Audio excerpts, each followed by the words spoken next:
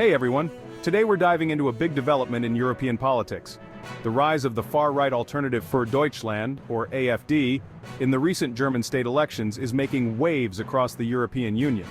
Stick around to find out why this matters, not just for Germany but for the entire EU. First off, let's talk about the AfD's historic victory. The party won state elections in Thuringia and Saxony, a first for a far-right party in Germany since World War II. This is huge because it signals a shift in German politics, with far-right populism gaining significant ground. Their success is attributed to growing disillusionment with traditional parties, anxieties over immigration, and economic disparities between Eastern and Western Germany. Now, why is this a big deal for the EU? Germany is often seen as the pillar of stability within the Union. A strong, stable Germany usually means a strong, stable EU. But the AfD's rise could disrupt this balance. Their hardline stance on immigration and skepticism towards the EU itself could complicate European unity on critical issues like climate change, economic policy, and migration. Let's look at the broader European context. The AfD's rise is part of a larger trend of far-right populism gaining traction across Europe. Similar parties in France, Italy, and Hungary have also gained ground, reflecting a growing discontent with the status quo.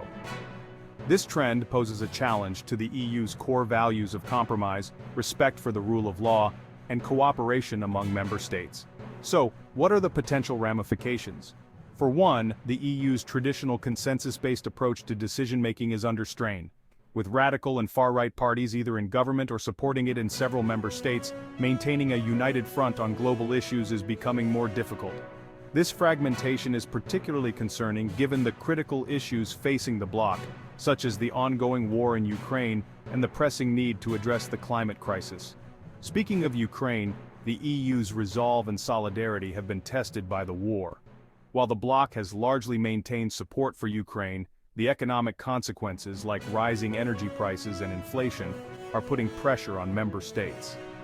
The rise of far-right parties, many of which are sympathetic to Russia or skeptical of continued support for Ukraine, could complicate the EU's response to the conflict. And let's not forget about climate change. The EU's ambitious climate agenda is facing headwinds from the far right. Many of these parties are climate change skeptics and oppose the EU's targets for reducing greenhouse gas emissions. If they gain more influence, they could pressure governments to water down climate policies, potentially undermining the EU's efforts to combat climate change. Despite these challenges, EU officials are optimistic about containing the far right. One strategy is to encourage the socialization of far-right leaders through participation in EU institutions. The idea is that exposure to traditional decision-making processes will moderate their views and promote cooperation. But will this work? The experience of Italian Prime Minister Giorgia Meloni, who has adopted a more pragmatic approach towards the EU since taking office, is often cited as a success. However, the case of Hungarian Prime Minister Viktor Orban, a long-standing critic of the EU, serves as a stark reminder of the potential for disruption. In conclusion, the future of the EU depends on its ability to navigate the rise of the far right effectively. Containing these forces while upholding the EU's core values will require a delicate balancing act. If the EU can integrate far-right parties into its decision-making processes without compromising its principles, it may weather this storm. But failure to do so could lead to further fragmentation and potentially undermine the entire European project. That's all for today.